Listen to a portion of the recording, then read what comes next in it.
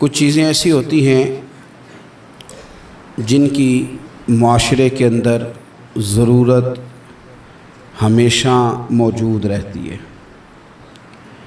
اگر وہ چیزیں معاشرے سے نکال دی جائیں تو معاشرہ قائم تو رہتا ہے لیکن پھیکا سا ہو جاتا ہے۔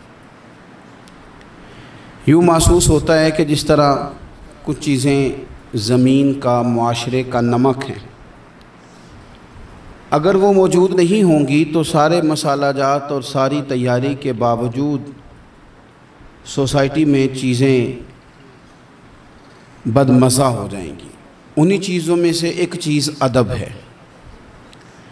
ادب اگر معاشرے سے نکال دیا جائے تو چیزیں پھیکی ہو جائیں گی، اپنا اصل حسن چیزوں کا گدلا ہو جائے گا۔ باادب لوگ جو ہوتے ہیں وہ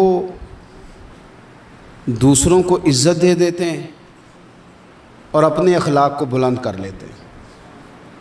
جب آپ کسی کا احترام کر رہے ہوتے ہیں تو آپ اسی کو نہیں کچھ دے رہے ہوتے، آپ اپنی عظمت کا بھی اظہار کر رہے ہوتے ہیں۔ کسی کو عزت دیتے وقت آپ کے اخلاق کا بھی پتہ چل رہا ہوتا ہے۔ اخلاقی قدریں مضبوط ہوتی ہیں احترام کرنے سے۔ مذہب اسلام اتنا سونا ہے، اتنا پیارا ہے، یہ دین اتنا ٹھنڈا اور اتنا میٹھا ہے کہ دھرتی کے سارے حسن سمیٹ کر اگر ایک لفظ بنایا جائے تو وہ دین اسلام بنتا ہے۔ یہ دین اتنی خوبصورتیاں بانٹتا ہے، اگر دین اسلام کی مختلف تشریحات کرتے کرتے یہ کہہ دیا جائے نا کہ یہ دین ادب والا دین ہے، احترام والا دین ہے، توقیر والا دین ہے، ہر شخص کو مناسب عزت، یعنی نبی پاک علیہ السلام نے استاد کی عزت بیان کی، باپ کی عزت بیان کی، بوڑھے کی عزت بیان کی، امام کی عزت بیان کی، عالم کی عزت بیان کی۔ کچھ بھی نہیں تھا، بالکل ان پڑھ تھا، سادہ تھا، پر مزدوری کر رہا تھا، حلال کما رہا تھا، ہاتھوں پہ چھالے تھے، قربان جائیں۔ میرے محبوب نے فرمایا یہ جو حلال کما رہا ہے نا یہ بھی اللہ کا دوست ہے۔ اس کا بھی احترام بیان کر دیا، اس کا اکرام بھی بیان کر دیا۔ تو نے ہر شخص کی قسمت میں یہ عزت لکھی اور آخری خطبے کی صورت میں وصیت لکھی۔ نبی کریم صلی اللہ علیہ وسلم نے لوگوں کو احترام دیا، اللہ کے محبوب علیہ السلام۔ آپ دیکھیے حضور نے اس عورت کی بھی فضیلت بیان کی جس کے گھر کے اندر اولاد پیدا ہوتی ہے، اور اس کی بھی فضیلت بیان کی کہ جس گھر کے اندر اولاد پیدا ہوتی ہے پر جلدی چلی جاتی ہے، انتقال ہو جاتا ہے کسی بچے کا خدا نخواستہ، اس کی بھی فضیلت بیان کی کہ جس کا خاوند موجود ہے اور وہ خاوند کی خدمت کرتی ہے، اور اس بیوی کی بھی فضیلت بیان کی جس کا خاوند انتقال کر گیا پر وہ اپنے بچوں کی پرورش کرتی ہے۔ حضور فرماتے ہیں سب سے پہلے جنت میں مجھے وہ عورت نظر آئے گی۔ تو ہر شخص کے لیے حضور نے احترام بیان کیا، اکرام بیان کیا۔ ہم نے چونکہ بدگمانیاں پیدا کرنی شروع کر لی ہیں تو معاشرے کے اندر بسنے والے لوگوں کے بارے میں ہمارے دلوں میں مختلف وسوسے آ جاتے ہیں، مختلف وسوسے۔ کسی بھی شعبے کے کسی بھی آدمی کے بارے میں کوئی 2 4 5 باتیں اپنے ذہن میں اکٹھی کر کے یا کانوں میں کسی نے وہ بات ڈال دی تو ہم ذہن بنا لیتے ہیں کہ یہ گاڑیاں چلانے والے تو بندے ٹھیک ہی نہیں ہوتے، یہ جناب پولیس کے محکمے کے لوگ تو درست ہوتے ہی نہیں، فلانے محکمے کے لوگ تو ہوتے ہی خراب ہیں، ذہن بن جاتا ہے۔ پھر آہستہ آہستہ ادب انسان کے دل سے رخصت ہوتا ہے۔ ہمیں دین نے ادب سکھایا، احترام سکھایا۔ میرے رسول کریم علیہ السلام کی وہ ذات بابرکات ہے، ہمیشہ یہ ہوتا تھا کہ چھوٹے بڑوں کا ادب سکھاتے تھے، پر یہ واحد دربار مصطفیٰ ہے کہ جس کے آداب خود رب کریم نے بیان فرمائے۔ فرمایا یا ایھا الذین آمنوا لا ترفعوا اصواتکم فوق صوت النبی۔ آپ کبھی آیت کے انداز پر غور کریں، کہا اے ایمان والو تمہاری آوازیں میرے نبی کریم علیہ السلام کی آواز سے اونچی نہیں ہونی چاہیے۔ بندے کی آواز کا کوئی والیوم ہوتا ہے کہ اب 3 پہ آواز ہے، ٹیپ ریکارڈر کا تو والیوم ہوتا ہے نا، کہ 1 پہ ہے، 2 پہ ہے، 6 پہ ہے، تو آواز کا والیوم ہوتا ہے کہ یہ کتنے پہ ہے؟ آواز تولی جا سکتی ہے کہ میری آواز کا وزن اس وقت 1.5 پاؤ ہے، آدھا کلو ہے، 5 چٹانک ہے؟ کوئی ہوتا ہے وزن؟ لیکن ہمیں بتایا گیا کہ بالکل وزن نہیں ہوتا، تولی نہیں جا سکتی، ماپی نہیں جا سکتی، پرکھی نہیں جا سکتی، لیکن جب تم نے دروازہ رسول پہ آنا ہے تو پھر آواز کو بھی تول کے آنا ہے، پھر لفظوں کو پرکھ کے آنا ہے، پھر جملے مرتب کر کے آنا ہے، پھر ترتیب لگا کے آنا ہے، پھر تم نے وہاں سوچ سمجھ کے بات کرنی۔ عزیز بھائی، ادب، احترام، اکرام، ہم نے نا احترام دینا چھوڑ دیا ہے، تنقید کرنی شروع کر دی ہے، اور باقاعدہ بعض لوگوں نے بے ادبی کے کلچر پرموٹ کیے ہیں، انہوں نے جدوجہد کی ہے لوگوں کو بے ادب کر۔ چھوڑو جی، پتہ ہے مجھے فلانے کا بھی، چھوڑو میں جانتا ہوں سارا مایا کا چکر ہے، چھوڑو۔ مجھے تو کئی دفعہ بڑا ہی غصہ آتا ہے بعض چیزوں پہ، مسافر ہوں تو سفر کرتا رہتا ہوں، ایک ٹرک والے نے نا پیچھے لکھا ہوتا سب مایا ہے، تو چائے پینے کے لیے رکے ہم ایک ہوٹل پہ، تو اتفاق سے وہ بھی ٹرک سے اتر آیا چند منٹ کے بعد، تو میں نے اسے کہا کہ سب مایا ہے؟ کہنے لگا جی میں نے لکھوایا، واقعی سب مایا ہے، پیسوں کے بغیر کچھ بھی نہیں، سب مایا ہے۔ تو میں نے کہا آپ کے ابا نے جو آپ کے لیے محنت کی، اتنی مزدوریاں کی، پیسے لیے انہوں نے آپ سے؟ ماں نے جو دودھ پلایا تو پیسے لیے اس کے؟ کہنے لگا جی نہیں انہوں دی تے گل نہیں، تو میں کہ پھر انہوں دا لیکھ ہی چھڑ کے ماں پہ انہوں کڈ کے مایا ہے۔ وہ کسی کا تو استثناء کر، کسی بندے کا ہی نام لے لے کہ نہیں فلانا ٹھیک ہے، تو نے تو لکھ دیا سب ہی مایا ہے، سب پیسے کا چکر ہے۔ وہ کسی کو تو معافی دو، کوئی تو بندہ ٹھیک ہو تمہاری نظر میں، کوئی بھی صحیح نہیں۔ اس طرح کیسے ہو سکتا ہے؟ تم کہتے ہو کوئی ٹھیک نہیں، اور بنانے والا کہتا ہے لقد خلقنا الانسان فی احسن تقویم، میں نے بنائی بڑے سونے ہیں، تمہیں ٹھیک کوئی نہیں لگتا، بنانے والا کہتا ہے میری تقویم ہی بڑی اعلیٰ ہے، میں نے بڑے سونے بنائے ہیں، تم دیکھو تو صحیح، انسان میرا شاہکار ہے۔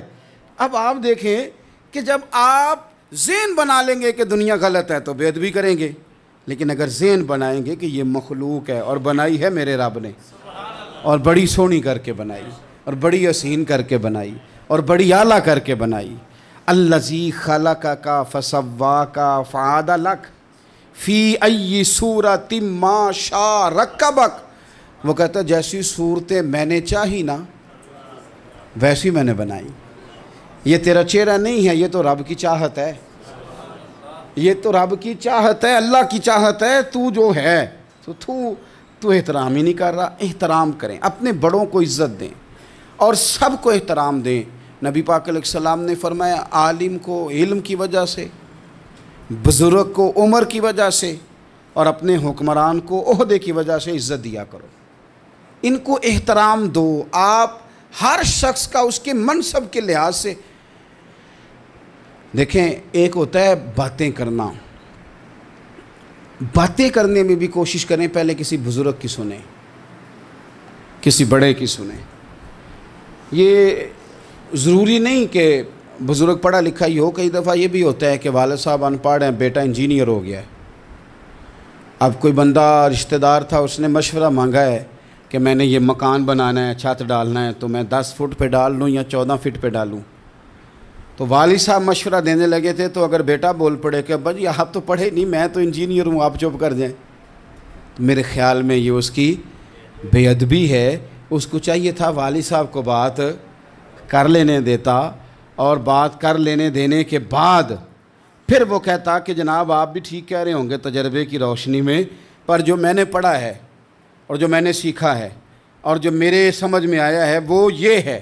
کچھ لوگ زیادہ سمجھدار ہیں، وہ بولنے نہیں دیتے، وہ ساری باتیں کر جاتے ہیں، خود ہی سب کچھ بیان کر جاتے ہیں، سوال بھی اپنا، جواب بھی ان کا اپنا، معاشرہ پڑھا بھی انہوں نے سارا ہی ہے، سمجھ بھی انہیں ساری ہے، یعنی ساری بات ہی خود سنا کے وہ کہتے ہیں جی ویسے ہمیں پتہ تو ہے، ہونا تو یہی ہے، پتہ تو ہمیں ہے ہوتا کیا ہے، لیکن چلے آئے ہیں تو آپ بھی کچھ بتا دیں۔ تو کئی دفعہ دل کرتا ہے کہ بندہ ان سے کہ میاں جب سارا پتہ ہی ہے تو پھر فیصلہ بھی لے لینا چاہیے تھا، پھر آپ کو کوئی ڈیسیژن کر لینا چاہیے تھا، پھر کہیں آنے جانے کی ضرورت کیا تھی؟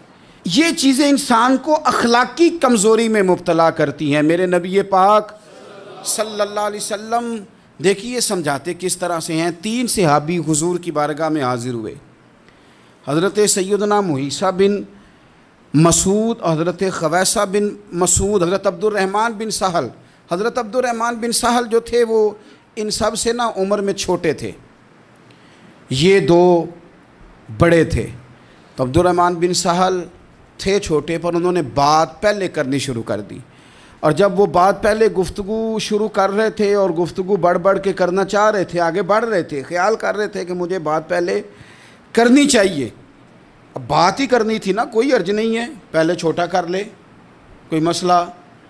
اگر آپ دوسرے نقطہ نظر سے دیکھیں گے تو کوئی حرج تو نہیں، ٹھیک ہے پہلے چھوٹا بات سنا لے۔ بہو نہیں بولنے دیتی کئی دفعہ، وہ کہتے پہلے میری سنو، داماد نہیں بولنے دیتا، اس کی مرضی ہے، بچے بیٹے نہیں بولنے دیتے، وہ کہتے ہیں ابا جی آپ تو تھے ہی نہیں، ہمیں زیادہ پتہ ہے، بول پڑتے ہیں، کیا کیا جائے۔ لیکن 3 صحابہ آئے ہیں، حضرت عبد الرحمن بن سہل چھوٹے تھے، انہوں نے بات حضور کو پہلے سنانی چاہیے، حضور تو سب کے نبی ہیں نا، اور سرکار نے تو سب پر کرم نوازی کرنی ہے، سننی ہے۔ وہ پہلے سنانے لگے تو حضور نے روک دیا، فرمایا آپ ذرا ٹھہر جائیں، ابھی آپ بات نہ کریں، پہلے بڑوں کو بات کر دیں۔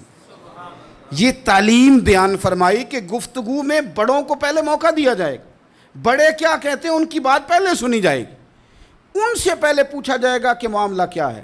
ہم بزرگوں کو موقع نہیں دیتے۔ میں بڑے درد کے ساتھ یہ بات عرض کرتا ہوں، ہمارے نوجوانوں نے نا بزرگوں کو ریٹائر کر کے کونوں کے ساتھ لگا دیا ہے، کوئی مشورہ نہیں کرتے، فیصلے کر کے بتاتے ہیں۔ اگر بزرگوں کی رائے کبھی لی جائے، میرے ابا جی کبھی شام کو نکلتے وقت میں یا میرا کوئی بھائی کہتا نا کہ کہیں کام سے جا رہے ہیں، تو والد صاحب فرمایا کرتے پوچھ کے چلے ہو کہ 10 کے چلے ہو؟ نہیں سمجھ آئی بات، پوچھ کے چلے ہو کہ؟ تو وہ پوچھتے ابا جی یہ پوچھ کے 10 کے دا کی فرق ہے؟ تو والد صاحب فرماتے کہ پوچھ کے جانے دا مطلب ہے کہ جی تسی اجازت دیندے ہو تے جائیے۔ کہنے نے پتر پھر شاید میں تانوں آکھاں کہ رات پہ گئی ہے، شام ہو گئی ہے، میرا دل نہیں، تسی باہر نکلو۔ تو جی تسی صرف 10 کے چلے ہو تے پھر اساں کی کر لینا ہے؟ پھر تو تساں فیصلہ کر لیا، ہن تساں۔ آج کل بوڑھے چپ کر گئے ہیں، میں درد سے بات کرتا ہوں، بزرگ خاموش ہو گئے، اس لیے کہ بچے پوچھ کے نہیں جاتے، بچے بتا کے جاتے ہیں۔ وہ کہتے ہیں میں جا رہا ہوں، انہوں نے فیصلہ کر لیا، طے کر لیا ہے جانا ہے۔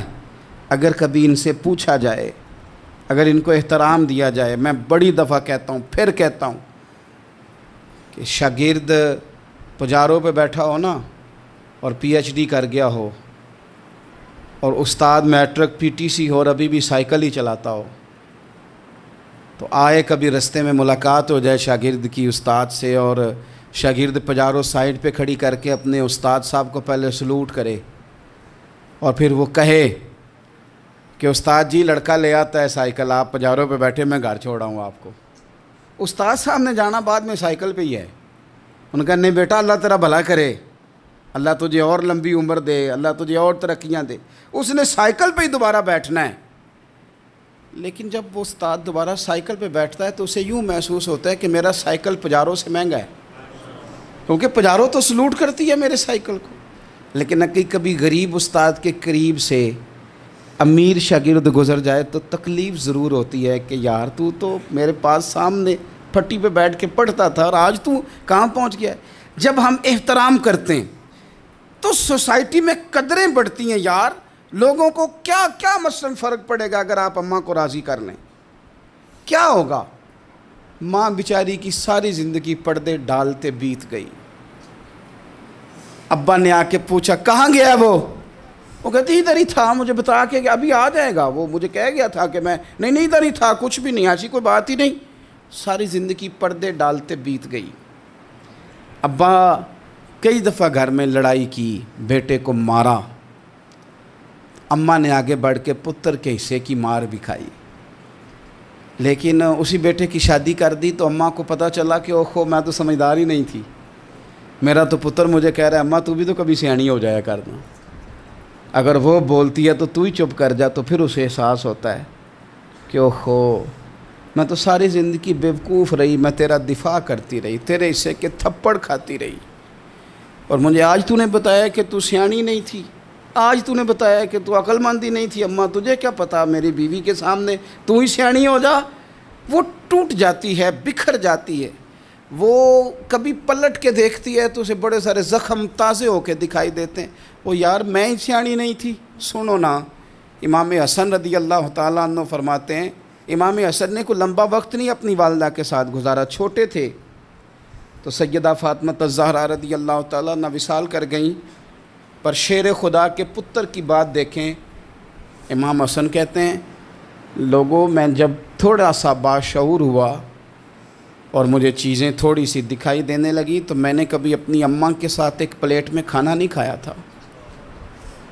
حضور ساری دنیا کھاتی ہے تو آپ نے کیوں نہیں کھایا؟ تو فرماتے ڈر لگتا تھا کہ کہیں ایسا نہ ہو کہ جس لقمے کی طرف میری ماں اپنا ہاتھ بڑھائے کہیں میں نہ اٹھا لوں، بے ادبی نہ ہو جائے۔ ڈر لگتا تھا، میں نے یہاں تک بھی نا، کیونکہ ماں تو ماں ہوتی ہے، میں نے یہاں تک بھی ماں کا احترام کیا، روٹی کھانے میں بھی تقدیر نہیں کی۔ یہاں ماں وہ کہتی ہے پیر صاحب انہوں دسیا جے نا کہ میں تانوں آکھیا سی، انہیں گلاں گلاں چ انہوں آکھیا جے میرے نال بولے تھے صحیح کرے، انہوں دسیو نا میرے نال بگڑ جائے گا، انہوں آکھیا جے نا میں تانوں شکایت لائی، پر نہ انہوں گلاں گلاں چ سمجھایا جے کہ میرے نال اچھی نہ بولیا کرے، میں تکلیف انہوں آکھیو نا۔ او یار کیا کائنات میں حضور سے بڑا بھی کوئی ہے؟ لیکن حضرت حلیمہ سعدی آئی ہیں تو کیا میرے نبی اٹھ کے کھڑے نہیں ہو گئے؟ حضور نے اکرام دیا تو اکرام دینے سے قد بڑا ہوتا ہے، چھوٹا تو نہیں ہوتا۔ خدا را اپنے بڑوں کا اکرام کرنا سیکھیں۔ انہوں نے کسی نے آپ کو جگہ دی ہوگی، کسی نے آپ کو نوکری دی ہوگی، لیکن ماں باپ نے تو زندگی دے دی اولاد کو، جوانیاں دے دی، سارا کچھ دے دیا، اور بچے ہیں کہ سمجھتے نہیں۔ احترام کے جذبے اپنی طبیعت میں لائیں، بے ادب نہ بنیں، سوء ادب نہ کبھی کریں، آپ نہ کبھی کوئی ایسا کام نہ کریں جس سے نہ تکلیف بڑھے، جس سے آزمائش بڑھے۔ آپ احترام والے رہیں گے تو خود بھی سجے سنورے نکھرے رہیں گے۔ اپنے بزرگوں کو پہل کریں بزرگوں کی طرف، یعنی آپ گھر کے اندر چھپا کے سیب اپنے کمرے میں نہ لے کے جائیں، چھپا کے چیزیں نہ رکھیں، بلکہ پہل کریں بوڑھے ابا سے، پہل کریں اپنی والدہ سے، وہاں سے آغاز کریں، آپ دیکھیں برکتیں کتنی ہوتی ہیں۔ میں کچھ باتیں مجھے لطف دیتی ہیں، میرے کچھ سنگی ہیں، 3 بھائی ہیں اکٹھے، مجھ سے بیعت ہیں، میرے ساتھ بڑا پیار کا رشتہ ہے، تو کبھی کبھی نا خدمت کرنے کا دل کرتا ہے ان میں سے کسی کا کہ چلیں حضرت صاحب آئے ہیں تو ہم کچھ نذرانہ پیش کریں، تو اپنے بڑے بھائی کو وہ تھماتے ہیں کہ جناب آپ یہ کام کریں۔ اللہ تعالیٰ کا شکر ہے میری جیب کم ہی خالی رہتی ہے، اس کا فضل رہتا ہے، لیکن وہ پیسے لینے سے زیادہ یا تحفہ لینے سے زیادہ یا پھول پکڑنے سے زیادہ اس بات کی مجھے خوشی ہوتی ہے کہ کتنے نرالے ہیں، بڑے کو آگے لگاتے ہیں تو برکت تو حاصل کرتے ہیں نا، اس لیے کہ برکتیں ہمیشہ بڑوں سے ہوتی ہیں، بڑوں سے ہمیشہ برکتیں۔ یہ پھول کا تحفہ بڑے بھائی کو دے کے جب آگے کیا جاتا ہے تو میرے دل کو اچھا لگتا ہے، مجھے قرار آتا ہے کہ یار یہ لہجہ ٹھیک ہے، یہ انداز یہ ٹھیک ہے۔ اپنے بڑوں کو آگے رکھیں، بڑوں کو کلام کرنے کا موقع پہلے دیں، گھر میں کوئی چیز لائیں تو تقدیم کریں۔ ہمارے ہاں نا اب جو استادی شاگردی آئی ہے نا یہ بڑی خطرناک ہے۔ ہمارے ایک قاری صاحب تھے، ایک مدرسے میں پڑھاتے تھے، بڑا مارا کرتے تھے، اور میں انہیں مذاق بھی کرتا تھا، کبھی کبھی عذرائے محبت مزاح کرتا تھا۔ میں ان سے کہتا تھا قاری صاحب آپ شاید مار کھا کے پڑھیں اس لیے بچوں سے بدلہ لیتے ہیں۔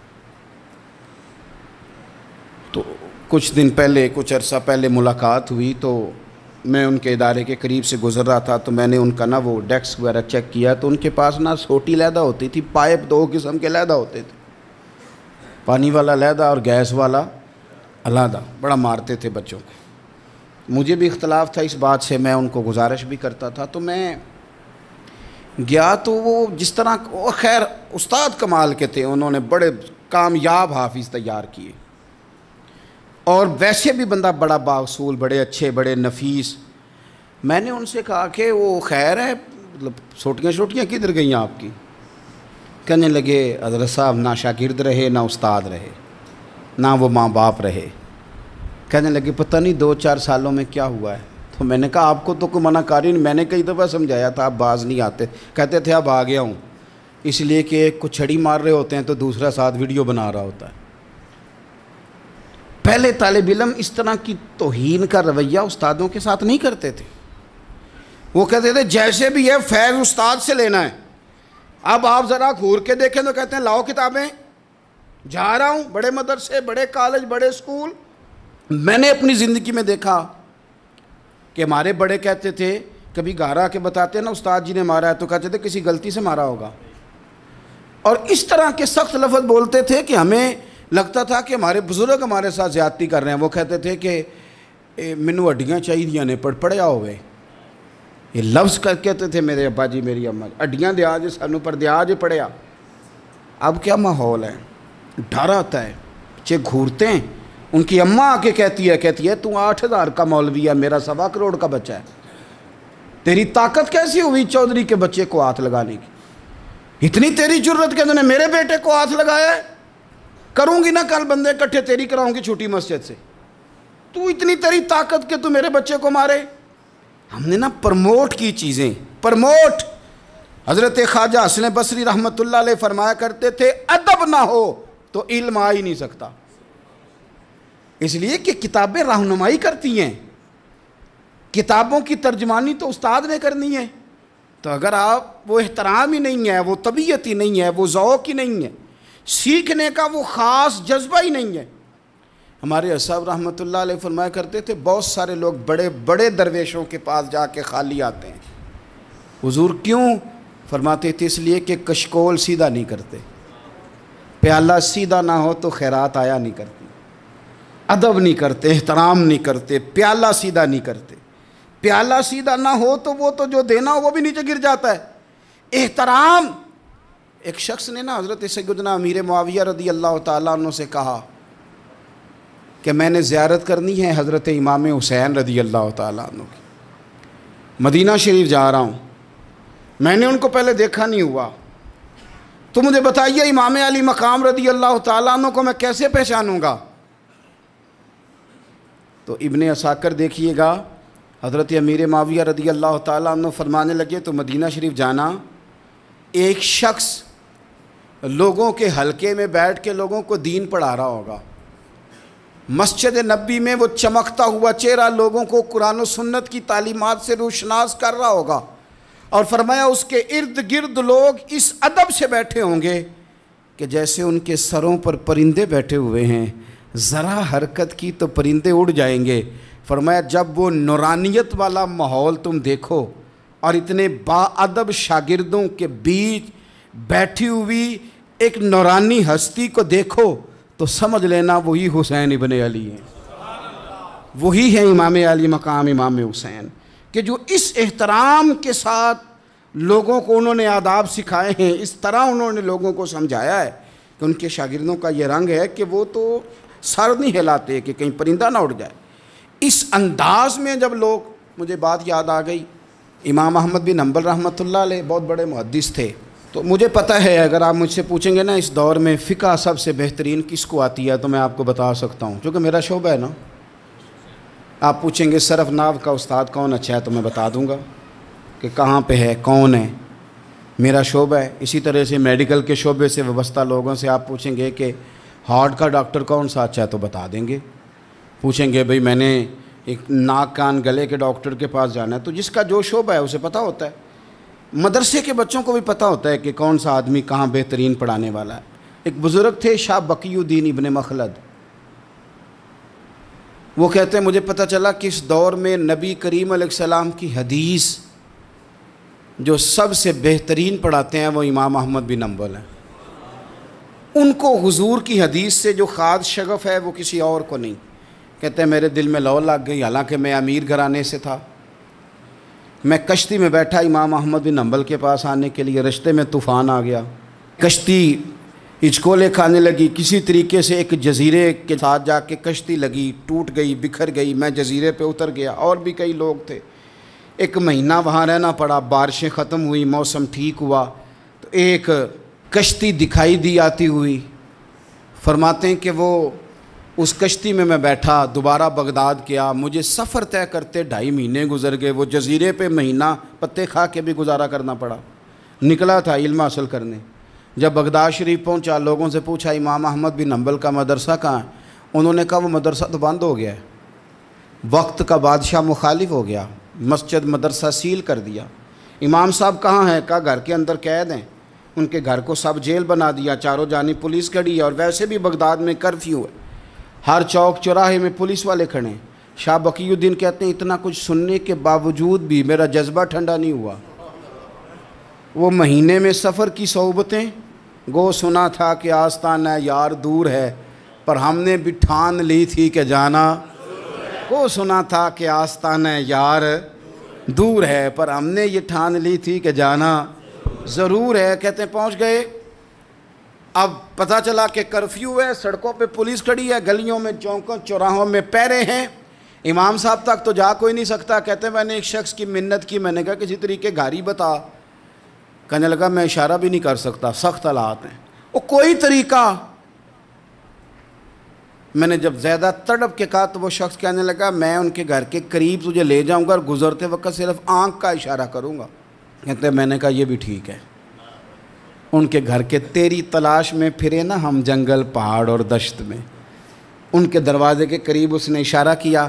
شاہ بقی الدین کہتے ہیں کہ میں گھر دے کے آ گیا واپس۔ اب میں سوچنے لگا کہ کیسے امام صاحب تک پہنچنا ہے، بڑی تجویزیں سوچیں، بڑی تجویزیں، کام والا بن جاؤں، پھیری لگانے لگ جاؤں۔ پھر سوچا کہ اگر میں کچھ بیچوں گا ریڑھی پہ رکھ کے تو کوئی خریدنے نکلے گا، کوئی نہیں نکلے گا، کس طرح کروں، کیا کروں، بڑی سوچیں۔ بالآخر میں نے طے کیا، اللہ اکبر، میں نے نہ کپڑے پھاڑ لیے، امامہ اتار دیا۔ فرماتے ہیں کہ ایک پیالہ مٹی کا خرید کے گلے میں رسی سے باندھ لیا، اور امام احمد بن حنبل کی 3 گلیوں پیچھے میں نے دروازہ دروازہ صدا لگانی شروع کی، فقیر ہوں، اللہ کے نام پہ لینے آیا ہوں۔ کہتے ہیں ایک ایک دینار مانگتے مانگتے مانگتے مانگتے آزم یار مناؤن دی خاطر اساں کی پیز وٹائے۔ کہتے ہیں مانگتے مانگتے نا میں امام احمد بن حنبل کے دروازے تک آیا۔ امیر گھر کا بچہ تھا، بڑے پیسے جیب میں ہوتے تھے۔ امام کے دروازے پہ صدا لگائی، کوئی ہے اللہ کے نام پہ دینے والا؟ کہتے ہیں وہ نور بھرا دروازہ کھلا، ایک گورے مکھڑے والا، سفید داڑھی والا، سونے امامے والا، چمکدار آنکھیں، نورانی شباہت۔ کہتے امام احمد بن حنبل باہر آئے، اور جیسے ہی 1 دینار میرے پیالے میں ڈالنے لگے تو میں نے ہاتھ چوم کے کہا سونیا تیرے قربان جاؤں، میں دینار لینے نہیں آیا، محمد عربی کی حدیثیں سننے آیا ہوں۔ کہتے امام کی بھی آنکھیں کھل گئیں، کہنے لگے اس حال میں آزم یار مناؤن دی خاطر اساں کی پیس وٹائے۔ کہا حضور کیا کرتا، یہی ایک طریقہ رہ گیا تھا، میں تو کہاں سے چلا ہوں، کہاں پہنچا ہوں، کیا کروں؟ امام صاحب فرمانے لگے پھر میں بھی بڑے دنوں سے پریشان تھا، کوئی سیکھنے والا نہیں مل رہا تھا، تو مل گیا۔ کہنے لگا حضور میں روز آ جاؤں فقیر بن کے، آپ جتنا چاہیں 2 4 5 منٹ میں مجھے حدیثیں سنا دیں، میں اگلے دن یاد کر آیا کروں گا۔ کہتے 2 سال لگ گئے، شاگرد کہاں ملیں گے ایسے، کہاں مرید ملیں گے، گزر گیا دور۔ کہتے ہیں کہ میں نا ہر روز فقیر بن کے جاتا، 3 گلیاں پیچھے مانگنا شروع کرتا، کوئی شک نہ کرے۔ 2 سال دروازے پہ جاتا، آگے پیالہ کرتا، امام 1 دینار ڈالتے اور مصطفیٰ کی حدیثیں سناتے۔ کہتے ہیں حالات بدل گئے، 2 سال کے بعد حکومت بدل گئی، امام کا مدرسہ بحال ہو گیا، رش ہو گیا۔ بادشاہ بڑا عقیدت مند تھا، جو نیا آیا اس نے بڑا کر کے ادارہ بنا کے دیا۔ جس دن میں گیا تو رش لگا ہوا تھا۔ کہتے ہیں حالات بدلے تو ہم نے بھی کپڑے بدلے، ہم نے بھی دوبارہ سے دستار باندھی، اور کہتے ہیں بڑے لوگ بیٹھے ہوئے تھے، میں جب داخل ہوا نا تو امام اٹھ کے کھڑے ہوئے۔ آپ فرمانے لگے پتر ادھر آ، تو آگے آ کے بیٹھ، لوگ دین سیکھنے آتے ہیں، تو فقیر بن کے مانگنے آیا تھا، اور میں بھی باقیوں کو پڑھایا کرتا تھا، تجھے میں دیا کرتا تھا، اور اب باقی پڑھا کریں گے، تجھے دیا جائے گا، اور آج تجھے سینے سے نکال کے دیا کروں گا۔ زمانے بدل گئے، حالات بدل گئے، وہ شخص چلا گیا، کون حکمران تھا کون نہیں تھا، لیکن استاد شاگرد کے ادب کی داستان قیامت تک باقی رہے گی۔ یہ قیامت جب طبیعتوں میں احترام ہوتا ہے، جب ادب ہوتا ہے۔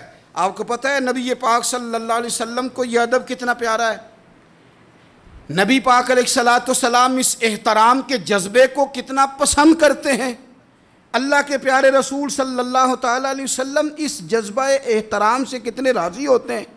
حضور کس قدر زیادہ چاہتے ہیں کہ میری امت ادب والی بنے۔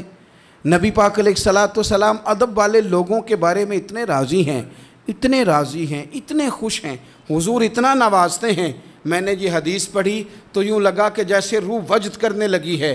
بہقی میں امام بہقی نے لکھی ہے، اللہ کے پیارے رسول علیہ السلام فرماتے ہیں جو چھوٹے پر شفقت کرے اور بڑے کا احترام کرے، اللہ اسے جنت میں میری سنگت عطا فرمائے گا۔ یہ میرے قرب کا ذریعہ ہے، یہ چیز میرا قرب ملے گا۔ شرط یہ ہے کہ ادب والے بن کے آؤ، احترام والے بن کے آؤ، کبھی بھی سوء ادب نہ کریں، کبھی کسی مقام پر بھی بے ادبی نہ کریں، آپ اپنا ذائقہ کبھی تبدیل نہ کریں۔ امام احمد بن حنبل ایک جگہ وضو کر رہے تھے، ایک شخص کہتا ہے میں نے ساری زندگی گناہوں میں گزار دی تھی، تو امام صاحب نا وضو کر رہے تھے جھیل پر بیٹھ کے، تو جھیل اس طرح ہوتی ہے، پہاڑ ہیں، اوپر کو پانی نیچے آ رہا ہے، تو کہتے ہیں امام صاحب نیچے بیٹھ کے وضو کر رہے تھے، تو میں اوپر بیٹھ کے نا وضو کر رہا تھا یا پانی پی رہا تھا، تو میں نے دیکھا کتنے بڑے امام نیچے ہیں۔ کہتا ہے میں نا میرے دل میں خیال ہے یار میں ساری زندگی غلط کاموں میں گزاری ہے، پر جو بھی ہے یہ رسول اللہ کے دین کے عالم ہے۔ کہتے ہیں وہ حضور کے دین کی عزت کرنے کے لیے میں اوپر سے اٹھا آ کے نا، تو میں تھوڑا پیچھے جا کے نیچے بیٹھ گیا، جو میری حاجت تھی پانی پینا تھا یا منہ دھونا تھا میں وہ کرنے لگا۔ کہتے ہیں امام صاحب نے پھر یوں نظر میری طرف دیکھی، پتہ نہیں انہوں نے کیا دعا دی کہ رب نے مجھے توبہ کی توفیق عطا فرما دی۔ میں اللہ کے فضل سے اللہ نے میرا دل موڑ دیا، اور میں رب کریم کی بارگاہ کی جانب میری توجہ ہو گئی، خدا نے مجھے اس ادب کی برکت سے اپنی بارگاہ کی طرف اللہ تبارک و تعالیٰ نے مجھے موڑ لیا۔ بے ادبی تو بندے کو کفر تک لے جاتی ہے، بے ادبی تو کفر تک لے جاتی ہے۔ اگر بندہ بے ادب ہوتا ہوتا اللہ رسول کی بے ادبی تک پہنچ جائے تو دور نکل گیا، لیکن یہاں باقاعدہ بے ادبی کو پروموٹ کیا جا رہا ہے۔ کبھی بھی بے ادب نہ بنیں، ادب والے رہیں، ادب والے بن کے جئیں، ادب والے بن کے دنیا سے جائیں۔ وہ درویش نے کہا تھا کہ بے ادباں مقصود نہ حاصل، نہ درگاہ ٹوئی، بانج ادب دے محمد بخشا، توڑ نہیں چڑھیا کوئی۔ آخر دعوایا ان الحمدللہ رب العالمین۔